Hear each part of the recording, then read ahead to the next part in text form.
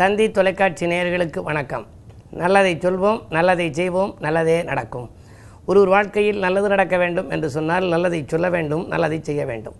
அந்த அடிப்படையில் இன்றைக்கு 29/4/2017 சனிக்கிழமை ரோகிணி நட்சத்திரம் மதியம் 3 வரை, பிறகு மிருகசீரிஷம் நட்சத்திரம். இன்றைக்கு ஒரு புனிதமான நாள், அட்சய திருதியை. அட்சயம் என்றால் வளருதல் என்று பொருள். எனவே வளர்வதற்காக உகந்த நாள். இன்றைக்கு நாம் எதை செய்தாலும் அது வளர்ச்சியடையும் என்ற நம்பிக்கையிலே தான் இந்த அட்சய திருதியை வந்துவிட்டாலே ஆபரணங்கள் வாங்க எல்லோருமே கடைகளுக்கு செல்கிறார்கள். கடைகளிலே எல்லாம் கூட்டங்கள் அலைமோதி கொண்டிருக்கும்.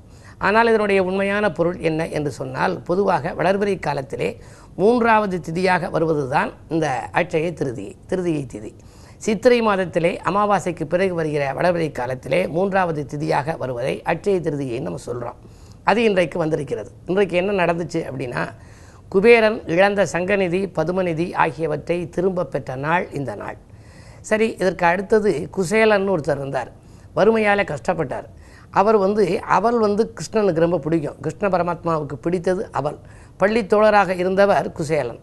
பள்ளித்தோழராக இருக்கிற பொழுது அந்த கிருஷ்ண பரமாத்மாவினுடைய உணவுகளெல்லாம் சாப்பிட்டு அவரை பசிக்க வைத்து விடுவாராம்.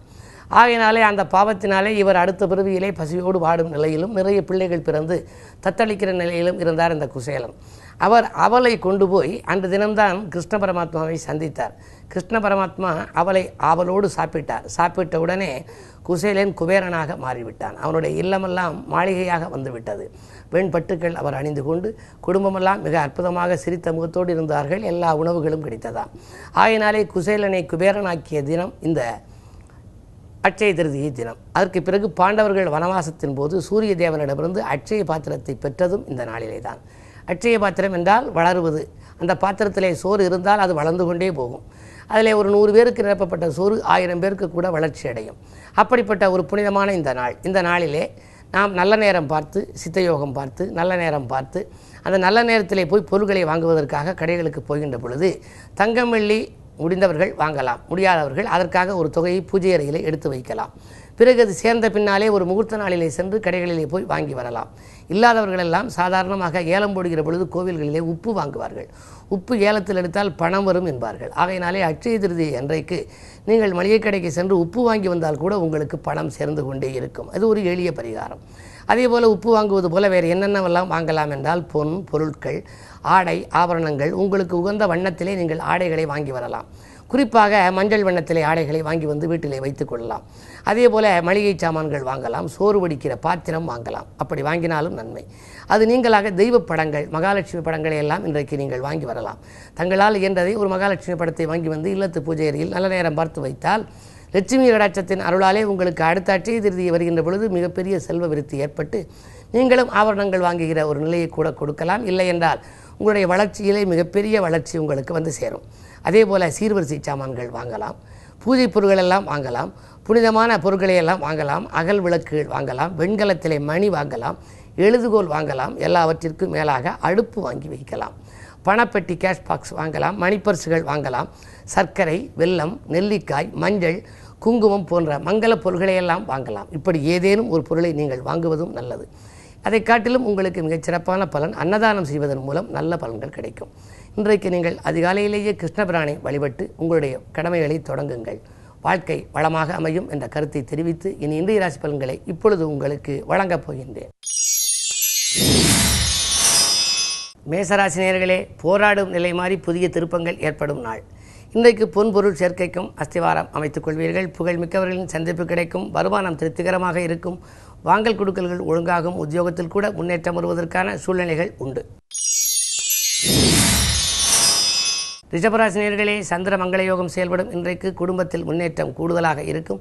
சுபகாரிய பேச்சுக்கள் நல்ல முடிவுக்கு வரும். உத்தியோக மாற்றங்கள் கூட ஒரு சிலருக்கு உறுதியாகலாம். உடன்பிறப்புகளால் உங்களுக்கு நன்மைகள் கிடைக்கும் நாள் இந்த நாள். மிதுனராசி நேயர்களே, உங்களுக்கு பண தேவைகள் பூர்த்தியாகும் நாள். பாராட்டு புகழும் கூடும். நினைத்த காரியத்தை நினைத்த நேரத்தில் செய்து முடிப்பீர்கள். நிகழ்கால தேவைகள் பூர்த்தியாகும். பாசமிக்கவர்கள் உங்களுக்கு பக்கபலமாக இருந்து உதவிக்கரம் நீட்டுவார்கள். தொழிலில் எதிர்பார்த்த வளர்ச்சி உண்டு. கடகராசி நேயர்களே, உங்களுக்கெல்லாம் 2ஆம் இடத்திலே ராகு இருப்பதால் திரண்ட செல்வம் தேடி வரும். அலைபேசி வழி தகவல் அனுகூலம் தருவதாக இருக்கும். அத்தியாவசிய பொருட்களை வாங்குவதிலே ஆர்வம் காட்டுவீர்கள். உடன்பிறப்புகளும் உங்களுக்கு உறுதுணையாக இருப்பார்கள். உடன் இருப்பவர்களும் உங்களுக்கு நன்மை செய்யும் விதத்திலே இருக்கிறார்கள். வியாபார விரோதங்கள் விலகும், வீண் பழிகள் அகலும் நாள் இந்த நாள். சிம்மராசி நேயர்களே, பொது வாழ்விலே புகழ் கூடுகின்ற நாள். புதிய திருப்பங்கள் ஏற்படும். ஒப்பந்தங்களில் கையெழுத்திட்டு மகிழப் போகின்றீர்கள்.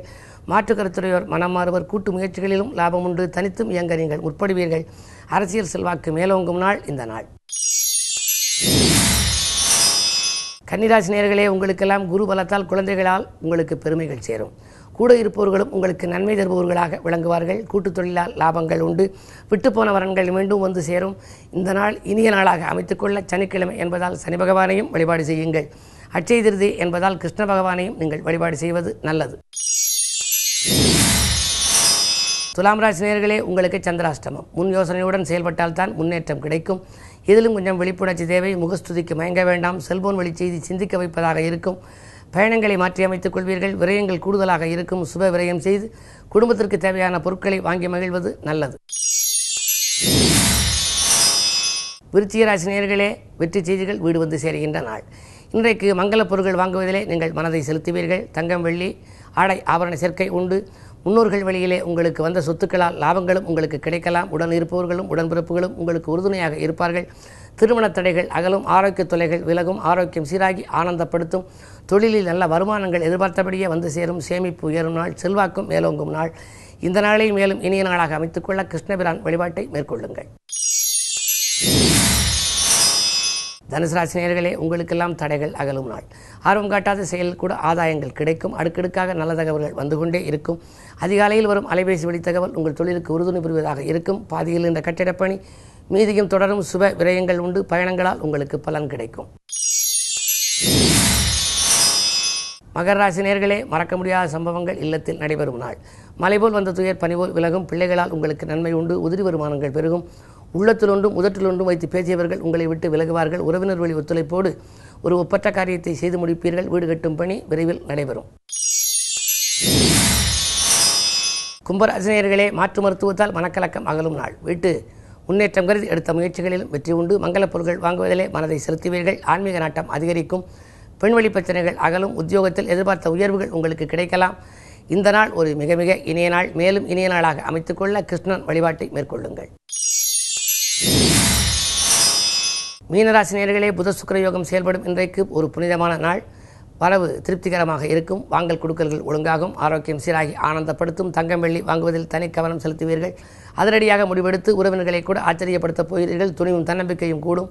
தொலைபேசி வழி தகவல் மகிழ்ச்சியரும். பயணங்களால் உங்களுக்கு பலன் கிடைக்கும். இனிய நாள் இந்த நாள். மேலும் விவரங்கள் அறிய தினத்தந்தி படியுங்கள்.